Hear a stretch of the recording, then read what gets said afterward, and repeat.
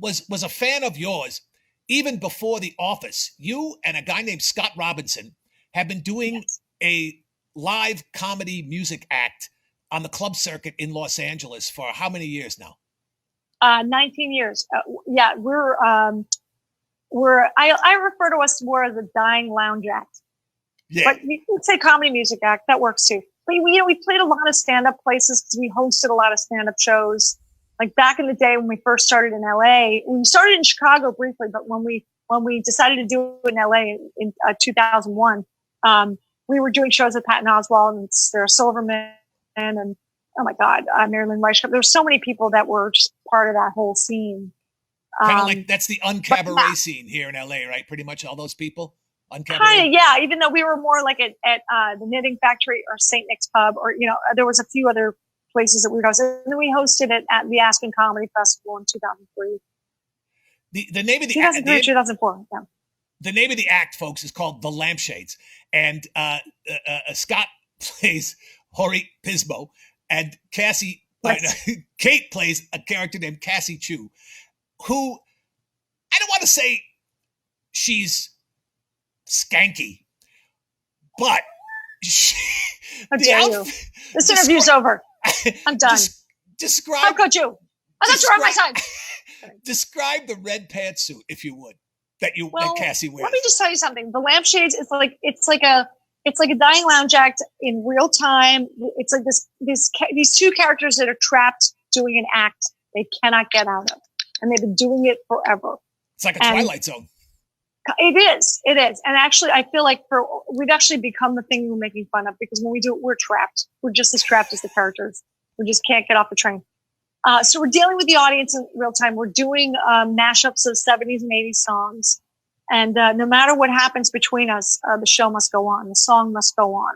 So there's a lot set up. There's a lot of unspoken insanity, maybe a little unrequited love, maybe a little alcoholism. No big deal. I love all of that because while they're doing their act, right, the little asides that they give to one another, you can tell that there's some kind of history, some sort of. I don't know if it's either from frottage to full on dating. We don't really know between the two characters. And there's all kinds of tension, sexual tension, musical tension. And you fall, I fall on the ground laughing. Every time I see you guys, you do different songs. It's just a treasure. Do you tour? We've done a lot of big festivals. We've done Aspen and we've done Bumbershoot in Seattle. Moon Tower Oddity Festival in Aspen. Austin, Texas, sorry. And then, and Festival Supreme at the Shrine, at the Shrine Auditorium. So we've done a lot of, some comedy clubs, but not a whole lot. We played Joe's Pub in New York. We put the alt in alternative. But we've definitely been on a break this year because I had to take a break last summer from the Lampshades, and then I booked Dancing with the Stars. So and then I went on tour, so we really hadn't had time to do it. And also, every Christmas, Jane Lynch and I go on tour for our Christmas album because we did a Christmas album together, which has nothing to do with Lampshades. That's a whole other dynamic of two people on stage in real time, now trapped in an act. We're trapped in an act too.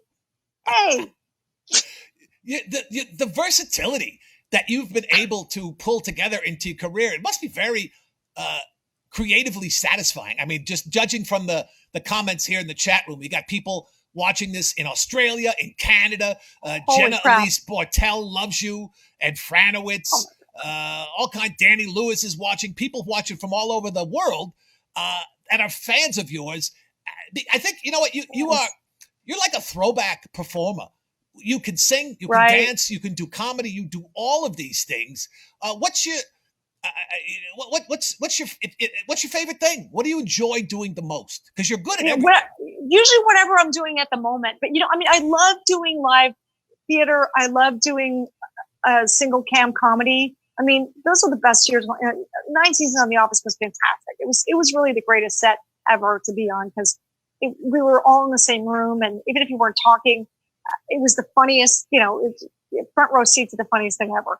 And getting to when The Office ended, Jane Lynch asked me to sing with her, and I thought, I don't know what this is going to be, but I never took myself seriously as a singer. And like all of a sudden, we're playing the Kennedy Center and the Lyric in Chicago, and like these really, and having an album. We did a Christmas album that was in the Billboard top 10, which is crazy. And so we keep coming back. So, and then I never thought I'd get asked to dance because I thought, what the hell is this going to be? So I don't know. I mean, I'm as shocked as you, but I've had a great time. It was really fun to dance. I mean, I feel like it put me in great shape. But it was difficult, because I'm 55. So, my left leg was not happy for the whole tour. I was like, oh my God, doing the jive, baby, doing the jive. But, I don't know. I mean, I feel like I'm just really lucky. And also I'm playing the piano a little bit right now too. So I'm working on that. I hadn't worked on that in years. So that's the next thing on my checking that off my list. So as long as people don't throw vegetables, I'm going to try it. Right.